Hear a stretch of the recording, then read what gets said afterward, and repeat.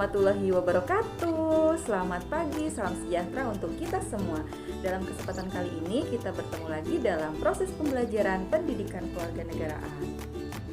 Materi kali ini terdapat pada bab 6 kelas 9 semester genap, yaitu bela negara dalam konteks kesatuan negara Indonesia. Terdapat dalam KD 3.6 mengkreasikan konsep cinta tanah air atau bela negara dalam konteks negara kesatuan Republik Indonesia. Materi yang akan kita bahas dalam kesempatan kali ini yang pertama tentang pengertian bela negara dan yang kedua tentang dasar konstitusional atau dasar hukum yang mengatur tentang bela negara di Indonesia. Sebelum kita masuk pada materi pembelajaran, kita berdoa dulu sesuai dengan agama masing-masing agar proses pembelajaran kita berjalan dengan lancar. Berdoa, mulai.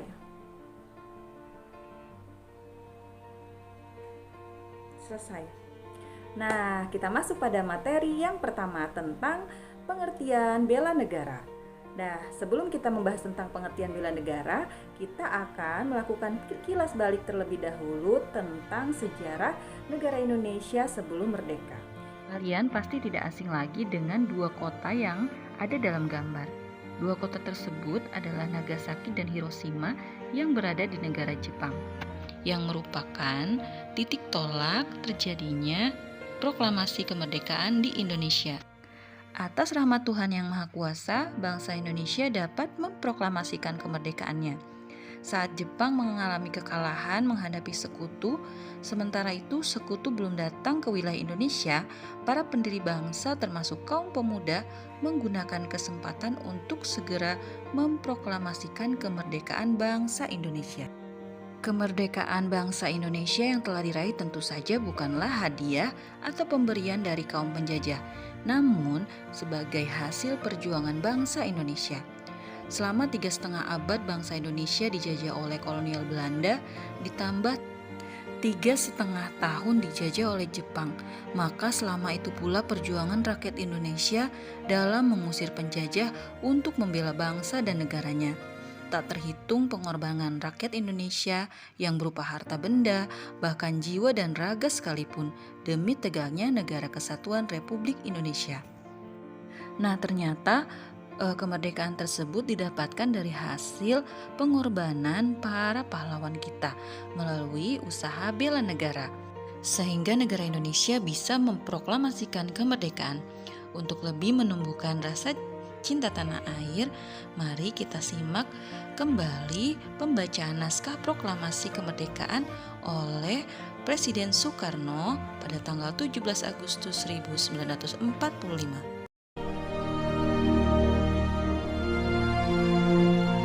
Proklamasi. Kami, bangsa Indonesia, dengan ini menyatakan kemerdekaan Indonesia. Hal-hal yang mengenai pemindahan kekuasaan dan lain-lain diselenggarakan dengan cara saksama dan dalam tempo yang sesingkat-singkatnya. Jakarta, 17 Agustus 1945, atas nama bangsa Indonesia, Soekarno-Hatta. Nah, setelah kita simak bersama-sama video pembacaan naskah proklamasi, ayo kita lanjut pada materi pembelajaran yang pertama tentang pengertian bela negara.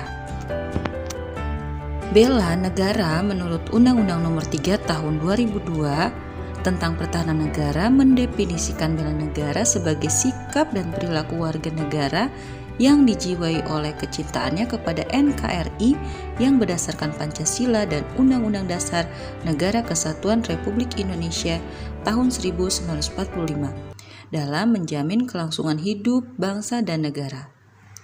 Berdasarkan pengertian bela negara tersebut dapat dipahami bahwa bela negara itu bukan hanya tugas dan tanggung jawab dari aparat keamanan seperti kepolisian dan TNI, namun juga hak dan kewajiban seluruh rakyat Indonesia untuk menjamin kelangsungan hidup bangsa dan negara sesuai dengan kemampuannya masing-masing. Selanjutnya kita akan membahas tentang upaya bela negara didasarkan oleh 5 nilai. Yang pertama tentang cinta tanah air. Hal ini dapat dijelaskan bahwa kenapa sih warga negara itu wajib membela negaranya. Nah, hal ini bukan hanya karena peraturan perundang-undangan yang mewajibkannya, namun perlu dipahami bahwa warga negara itu sebagian dari suatu bangsa yang menempati wilayah negara tersebut.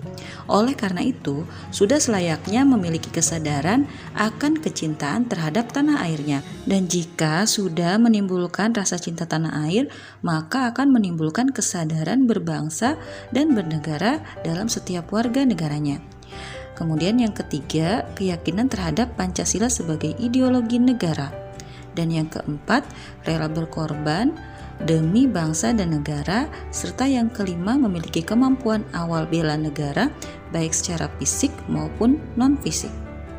Jadi dapat kita tarik kesimpulan bahwa inti dari bela negara adalah kesediaan untuk memberikan sesuatu tanpa pamrih atau kerelaan berkorban untuk bangsa dan negara sebagai sebuah tindakan untuk melindungi, mempertahankan, serta memajukan bangsanya, yaitu bangsa Indonesia. Hal ini berkaitan dengan ungkapan dari John F. Kennedy, yaitu politikus Amerika yang menjabat sebagai Presiden ke-35 Amerika Serikat. Beliau menyatakan bahwa jangan tanyakan apa yang dapat dilakukan oleh negara untukmu, tapi tanyakan apa yang bisa kamu lakukan untuk negaramu.